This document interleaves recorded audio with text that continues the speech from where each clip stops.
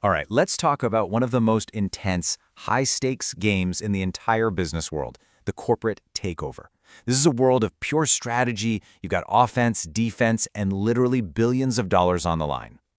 So, it always starts out simple enough. One company looks at another and sees something it wants. Maybe it's their cool tech, their loyal customers, or just a ton of untapped potential. And they decide, hey, we want to buy that. And boom, right there. That's when the game truly begins. The second that target company says no deal, we leave the world of friendly handshakes and walk straight into the drama of a hostile takeover. But look, this isn't just drama for the sake of drama. The takeover market is actually a super important part of the economy. I mean, the whole idea is that it's like corporate survival of the fittest. It helps make sure the best management teams are in charge.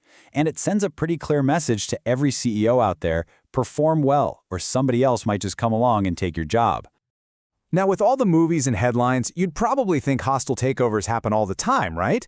Well, get this. They are incredibly rare. We're talking less than half of 1% of all deals. So why all the fuss? Well, it's the threat of a hostile takeover that really matters. That's what keeps everyone on their toes. Okay, so let's meet our first player, the attacker, the company that wants to do the buying. When their first friendly offer gets shot down, they don't just walk away. Oh no, they have a whole playbook of moves, each one more aggressive than the last. And you gotta remember, a friendly deal is always plan A. It's way cheaper, it's faster, and it's just a lot less messy for everyone involved.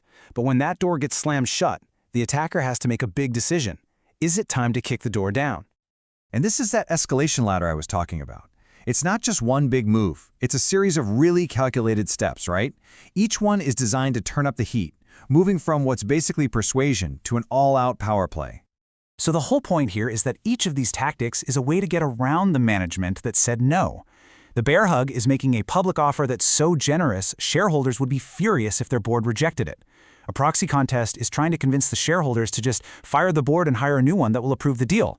And then the tender offer, that just bypasses the board completely and goes straight to the real owners, the shareholders. But hold on, this is not a one-sided fight, not at all. The company being targeted isn't just going to lie down and let it happen. They have their own powerful arsenal of defensive moves, all designed to make a hostile takeover as painful and as expensive as humanly possible. Probably the most famous defense out there is the poison pill. So imagine the attacker is trying to buy a pizza. Well, the poison pill suddenly makes it so that everyone else in the room can buy extra slices for just a penny. All of a sudden, the attacker's one slice is just a tiny piece of a massive pizza, and buying the whole thing just became ridiculously expensive. Yeah, that's really the perfect way to think about it. The company basically makes itself toxic to the predator. It is an extreme move for sure, but man, is it effective at forcing that attacker to come back to the negotiating table. Now, besides the poison pill, companies can actually set up their defenses way ahead of time. These are called shark repellents. Think of them as traps and fortifications built into the company's own rules, all designed to scare off attackers before they even think about making a move. One of the most popular ones is a staggered board. See, instead of the whole board of directors being up for election every year, maybe only a third of them are. For an attacker, this is a nightmare. It means they'd have to fight and win elections for 2 or 3 years in a row just to get control. It's a slow, painful, and very, very expensive process. And if everything else is failing, the target company can always hope for a hero. This is where a white knight comes in, a different, friendlier company that the target actually invites to buy them instead. It's basically a way to be rescued from the clutches of that hostile bidder they don't want. But wait, it's not always just a simple game between an attacker and a defender. Sometimes, a third player shows up on the field and completely changes the game, and that player is the activist investor. Now, here's the key thing to understand about activists. They're not trying to buy the whole company. Their goal is different. They buy just enough stock to get a loud voice, to get a seat at the table, and pressure management into making changes that they think will make the stock price go up. And their demands can be all over the place.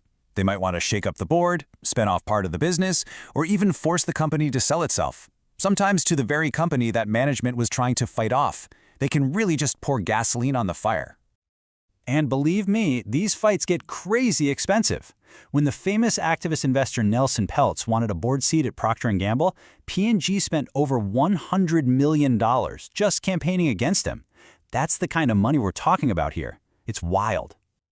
Okay, so we've looked at all the moves and countermoves, from bear hugs to poison pills, which brings us to the biggest question of all. Is any of this corporate warfare actually good for anyone?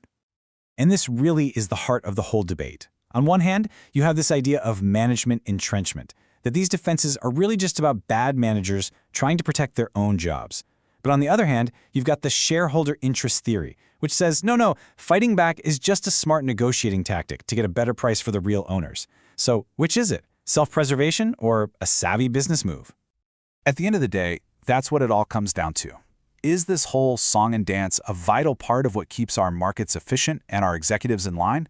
Or is it just a massive, high-stakes game played by titans for power and money, with regular shareholders just kind of caught in the middle? It's the central question, and there's no easy answer.